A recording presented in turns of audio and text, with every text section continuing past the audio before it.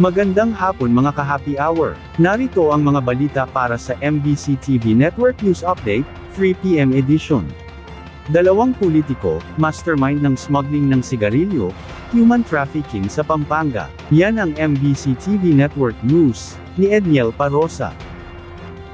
Dalawang politiko sa Northern Luzon ay hinihinalang mastermind at financier ng malaking ilegal na paggawaan ng sigarilyo dito sa Mexico, Pampanga. Yan ang sinabi ni Interior Secretary John Vic Remulla sa kanyang inspeksyon sa pabrikang unang ni-raid ng Philippine National Police at Bureau of Customs itong 28 ng Enero. Sinasabing raid, 6 na Chinese nationals ang naaresto habang 65 Pilipinong na-rescue dahil sa pilitang pagtatrabaho. Itinuturong source ang factory ng mga smuggled na sigarilyong ibinibenta ng bagsak presyo hanggang sa mga sari-sari store. Bagamat ayaw nang magbanggit pa ng ibang detalye, tila nadulas ang kalihim ng sabihing mga kongresista ang tinutukoy na utak ng operasyon.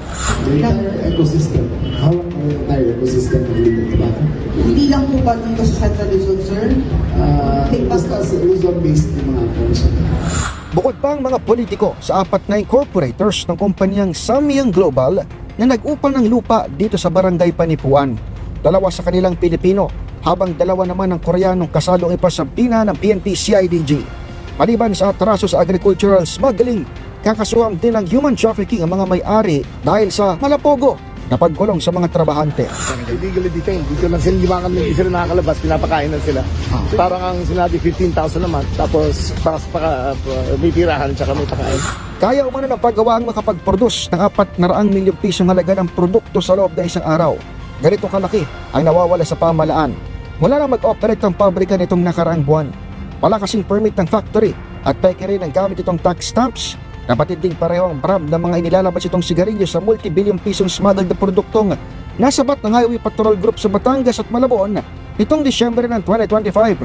Patay sa intel ng DILG, 10 pang ibang katulad na paggawaan ang iligal na nag-ooperate sa buong kapuluan. Para sa MBC TV Network News, ako si Edniel Parosa na DZRH. Una sa Pilipinas, una sa Pilipino.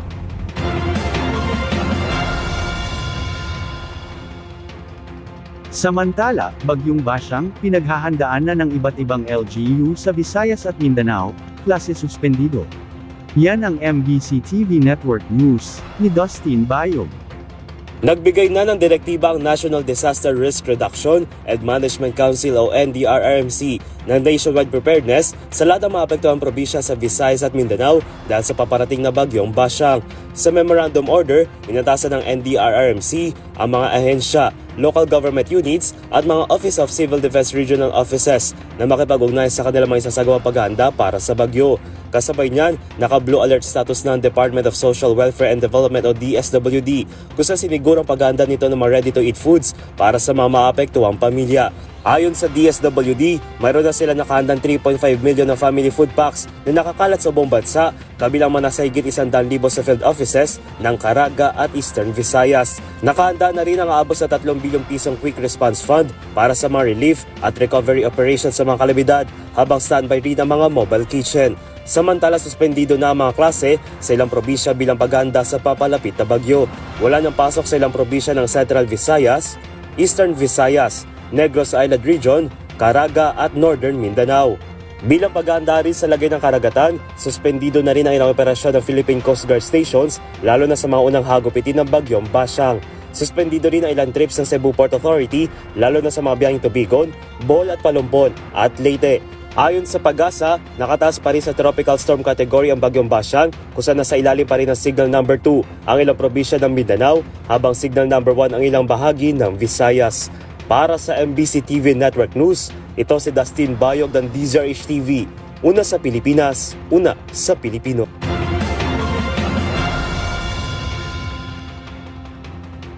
Sa iba pang balita, Oplan Contra Baha Summit, isasagawa ngayong araw ng MMDA.